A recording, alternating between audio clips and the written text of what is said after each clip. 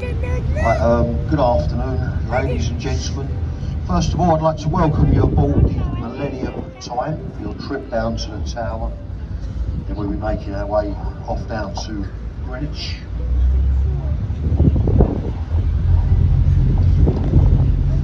Yeah, then we're making our way off down to Greenwich. Now, as we leave the piers here in London, we are obliged by law to give you a short safety announcement.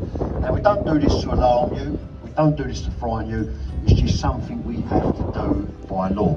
And it is unlawful, and it's the last remaining building of the 1900 Festival of Great Britain.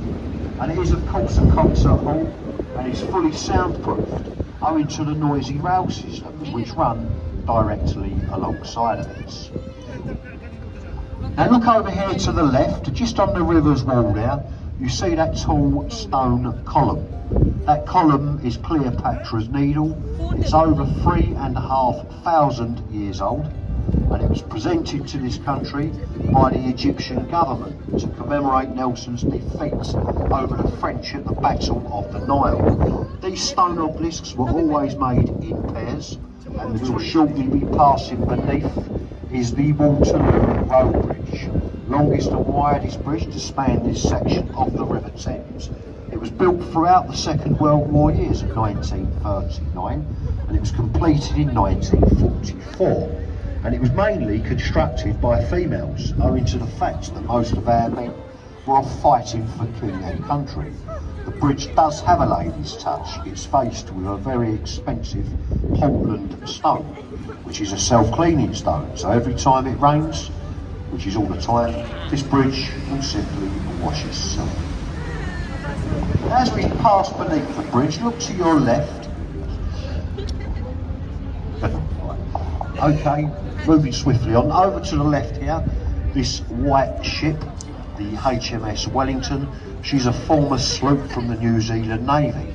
That's been over there now for around 60 years, and it is in fact a floating livery hall for the Honourable Company of Master Mariners, captains. As we pass by the ship though, you look behind the stern part of the ship where you see the red ensign. On the river's wall you will see a small stone arch. If you look at that arch, you will see there is a carved face. It's carved into the stonework, and that is the face of Eagle. That is the old City of London School for Boys. Many famous people were educated within that building, including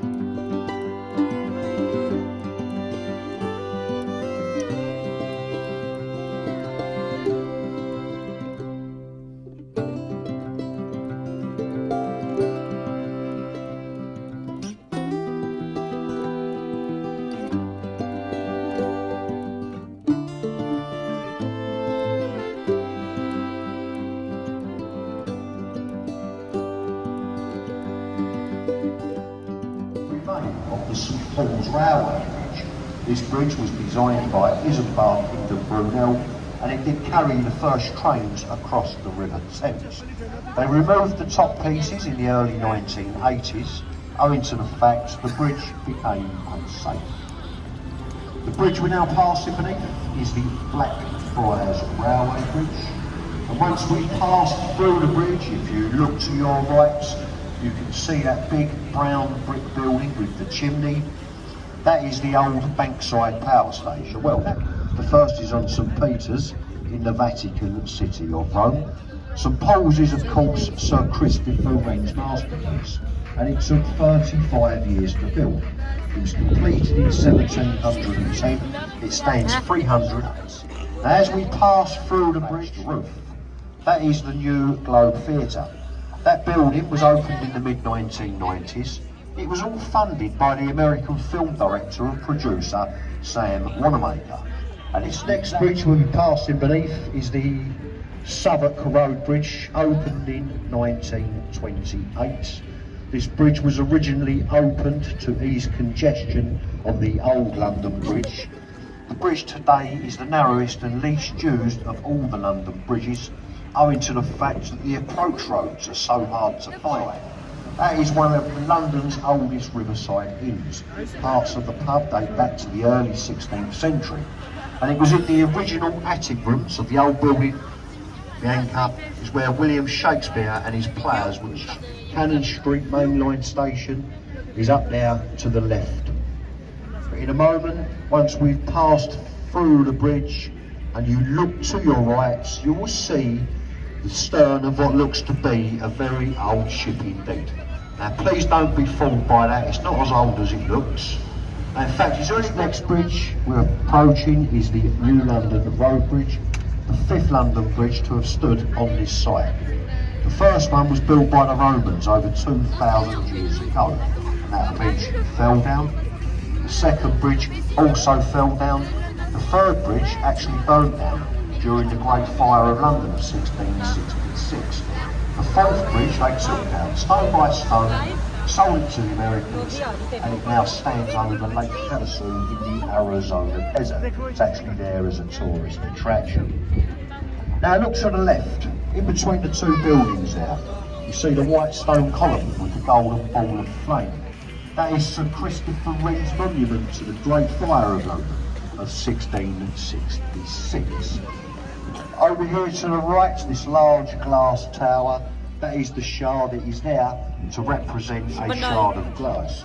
The building stands 1,015 feet high, making it the tallest building in Western Europe. If you look up on those roofs, you will see there are ornate fish as weather vanes.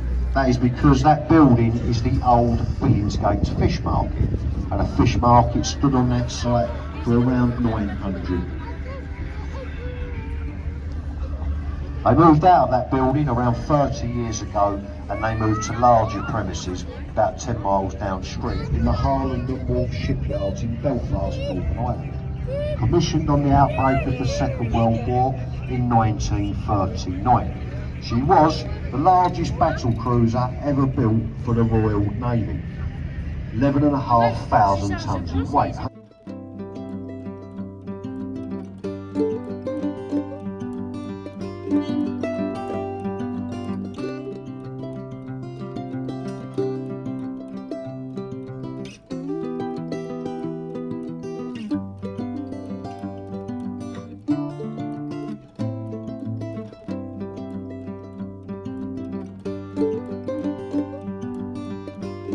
Battleship Sharpast. She last fired those guns in anger during the Korean campaign of the early 1950s. She's been moored up there now since 1970, and the Tower of London. So if you just hold on for one moment, in a moment, when we turn the vessel to the left, get the cameras ready, you look to the right, and you will get the ideal view and photograph of Tower Bridge. Now, Tower Bridge is often referred to as the gateway to London, as it does in fact mark the eastern boundary to the City of London. The bridge was opened in 1894 and it was designed by Sir John Wolfe Barry. The only reason it was built in this Gothic style, so it would blend in with the more famous Tower of London. Now is thank you very much for your kind attention. Enjoy the rest of your stay in London. Do have a safe journey home, and please make sure you take all your belongings when you leave the vessel. Your coats, your bags, your phones, umbrellas, husbands, wives, maybe even someone else's husband or wife. I don't know, that is of course your business. And please take your children, okay? Thanks very much for your kind attention. Thanks.